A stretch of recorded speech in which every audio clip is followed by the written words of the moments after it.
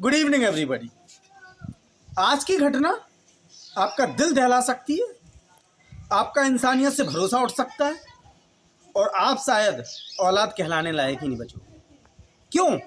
क्योंकि ये कहना था माधोगढ़ तहसील में जिला जालौन में एक छोटे से गांव में रहने वाले मनसाराम का। मनसाराम ने साफ साफ बोला, चिल्लाते हुए, रोते हुए, बिलखते हुए, कि ऐसी औलाद से तो बिन औलाद ही में रहता तो ठीक रहता। अब मैं घटना को जमीन पे लाता हूँ।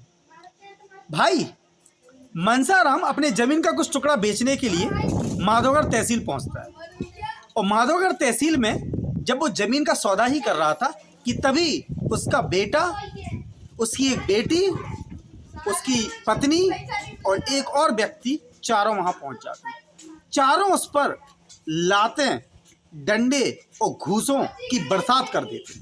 भाई मंजर ये था कि उस भीड़ में एक भी ऐसा इंसान नहीं था जो कि मनसाराम को केवल एक उंगली ही दे दे, सहारा ही दे दे। मनसाराम का हाल बेहाल था। मनसाराम को चारों ने, दो लोगों ने दो हाथ पकड़े और दो लोगों ने उसके पैर पकड़े और घसीटते हुए उसे पूरी तहसील में दौड़ा दौड़ा कर मारा। भाई साहब, जायदाद को प्यार करिए, दौलत को प्यार करिए, लेकिन ध्यान रखिए कि इंसानियत से बढ़कर ये चीज़ें नहीं हो सकती। कैसे एक बेटी, कैसे एक पत्नी, कैसे एक बेटा अपने बाप को जमीन के लिए, कुछ चंद पैसों के लिए लातें, डंडे और घूसों से बरसात कर पाए।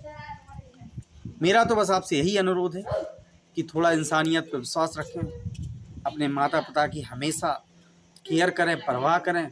पैसा तो आता है, जाता है।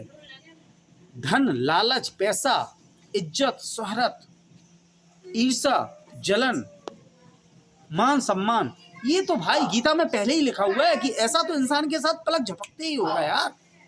क्या डरना, क्या जीना, क्या घुट घुट के इस तरीके की वारदातें करना। पैसा इंसानियत से बढ़ के नहीं हो सकता, पैसा माँ बाप से बढ़कर नहीं हो सकता।